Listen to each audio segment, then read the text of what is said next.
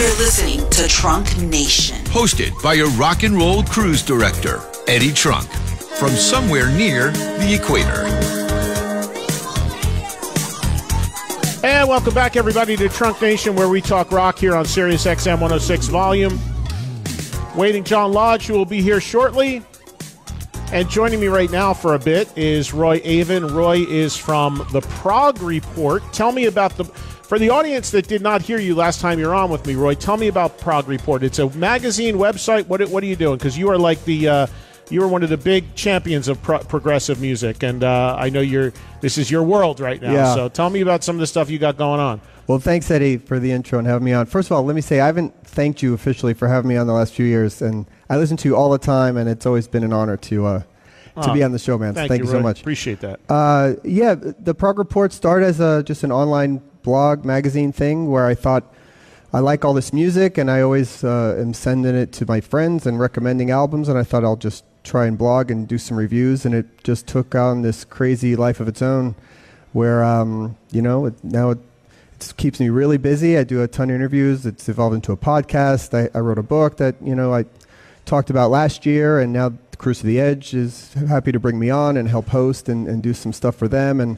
I also do some PR and marketing for different bands in the genre around with also some of the labels. So it's been a lot of fun. It's been busy. Do you feel like, one of the things that I pick up on when I talk to fans of progressive rock is they feel like they don't get the just due that they deserve in terms of from the media and from radio airplay, certainly, and TV exposure and just mainstream exposure.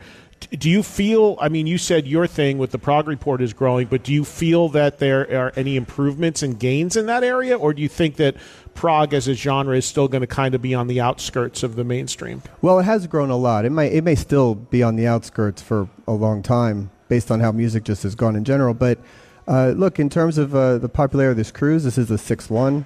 It keeps happening. They keep selling it out. They keep bringing more younger bands. You got bands like Haken that recently just did a headlining club tour in the U.S., which, 10 years ago is unheard of for a band like that. Yeah. And artists like Steven Wilson that are selling out, decent-sized venues in the States. And there's bands like Animals as Leaders and Periphery that are more on the harder edge, but they still have that prog audience. That are Animals as Leaders is Tosin, right? Tosin Abasi, yeah. That's an instrumental prog metal band that sells records. They debut on the Billboard charts. There's a lot of acts out there making waves.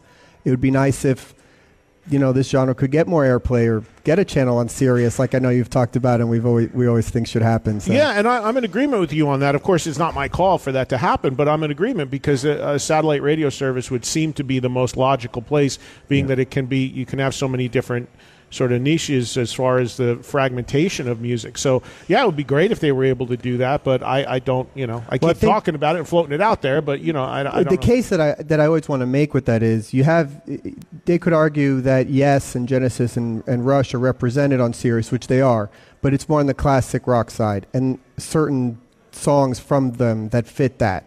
But fans of progressive rock like that, and then they also like the Dream Theater and the heavy stuff, and those are on another station, on liquid metal or something else. Prog would require a station where you mix those two bands together, and that's the different point. And that's a great point, because I said this the other day. To me, and I make no claims of being anything close to an expert at all about this scene of music, but I appreciate it, I respect it, and it's always fun for me to take this cruise and to explore and learn about it. And the most interesting thing to me about what goes on in progressive music is the variety within that umbrella. Right. So like you can have, like, I watched Haken and they were kick ass and they bordered on metal at times. Right. And then you can go and see somebody just like like a female vocalist and like an acoustic guitar or something and singing like almost sort of ballady stuff, and that is also very accepted under the prog umbrella. So within me being a fan of hard rock, if you make that umbrella be labeled metal, under that umbrella you can have hard rock and death metal and prog. You can have a lot of different things, but just under the umbrella of progressive rock, I'm assuming are there names for the subsections? Like in hard rock, we have death metal, black metal, math metal. Oh, you could go. There's dozens of them. What are the sub names in the symphonic prog, which might be something like Yes, and then there's neo prog, which might be Marillion, and then there's gent, which is a newer genre that's like Periphery, Animals as Leaders, and what's the signature of gent? Is it like fast, like intricate? It's more aggressive. It's like the Dream Theater style, but more growl vocals, a little bit more aggressive, like kind of sped up. What is it called? Gent. D-J-E-N-T. What does it stand for? It came from Meshuggah is sort of like the start of that genre a little bit, and it sort of comes from the sound you'd make when you mute your guitar. That's how the name came about. See, that's why I like talking to Roy. He educates me. This is great.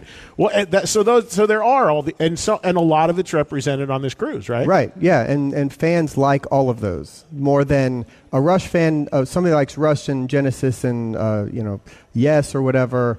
Would rather also listen to stuff like that as opposed to be on the same channel as Lynyrd Skynyrd or something, which is what often happens with classic rock. Let me ask you this: given that Prog doesn't have any real mainstream outlets, no radio touches it, certainly no FM radio covers it at all, unless it's Rush, Tom Sawyer or something. Right. And given that there isn't this big sort of go-to platform for people to discover it, how do people discover new bands in progressive music? Obviously, they come to the Prog Report. The Prog Report, yeah, of course. but is it really just like anything? Is it very much online, social media driven? Yeah, it's a real community driven thing. There's all the Prog festivals. There's different forums online where people share music. They know that if they like Neil Morris, they also might like other things that Mike Portnoy does. And also, those guys are each in 5 or 6 bands, so that becomes a spin-off. So if you like one of Portnoy's bands with these different members, then you start to check out the other members, and you like their bands, and you tell all your friends. It's become a community. The cruise has helped with that. A lot of the people that come on here, which I think even the people sitting here watching will attest, you meet people and you become friends, and then next time you're sharing music that you just discovered with someone else. Yeah, and that's not all that different from how the metal community is too. Because even though hard rock and metal has a little bit more of a commercial reach with the big bands, certainly there's still more of an underground scene, if you will, of bands that aren't getting the sort of attention that they deserve, and people wish would have more outlets, and are frustrated over that too. So, and there's a lot of bands that have the label Prog that if you showed them to somebody that likes just straight up metal or straight up regular rock, they might like it. Bands like Riverside or what Neil Morris has done, or Frost has a kind of 80s vibe to it, they would like that. You shy away just from the label sometimes without checking it out. It has nothing to do with it. Let me ask you this before I got to hit a break, and John Lodge should be coming soon. So yesterday, Jordan Rudess was on, right? A great conversation with Jordan, new Dream Theater record coming out.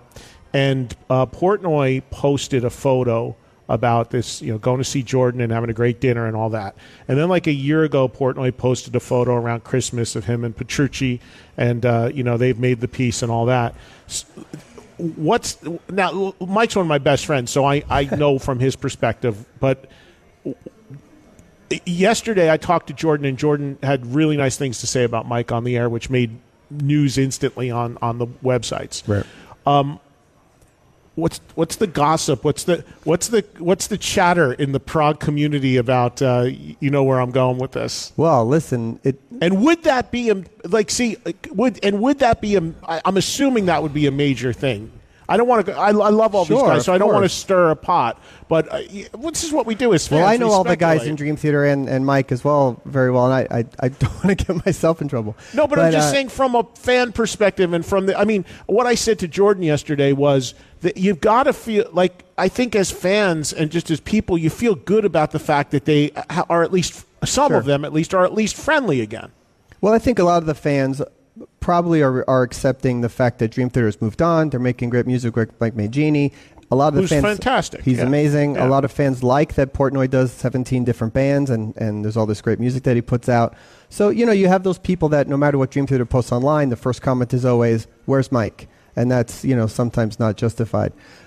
People would love it, obviously. It would be like Pink Floyd reuniting, or, That's what I wanted to get from you. It would be it would be markedly bigger? Like it would be a big... I think it would be a big story, sure. Yeah. It would be a big story. But Prog fans would just be happy if they got together Mike, John Petrucci, and Jordan and did another Liquid Tension Experiment album, which that's a possibility more than anything. You would think, since all three of them are cool now. Yeah, so that would be a great thing. And Jordan was very clear when he was here yesterday to say that this is how I feel about Mike. I can't see, there's some, I guess, some segments in the band that's not that feeling. So yeah, I think that any fans that are speculating, because as I knew it would, it wasn't my intent for it to run to the, run online so quickly like that. But as I knew it would, I knew that it was going to catch some traction. Well, the first time they posted the pic a year back with Mike and John, I mean, that broke the Prog internet, I suppose you could say. Right. That was the New Year's Eve picture or something like that. Yeah, and I think they knew that would happen. Yeah, and that's just it. They're not dummies. I mean, they're probably having some fun with it, even if there's no intent behind it at all.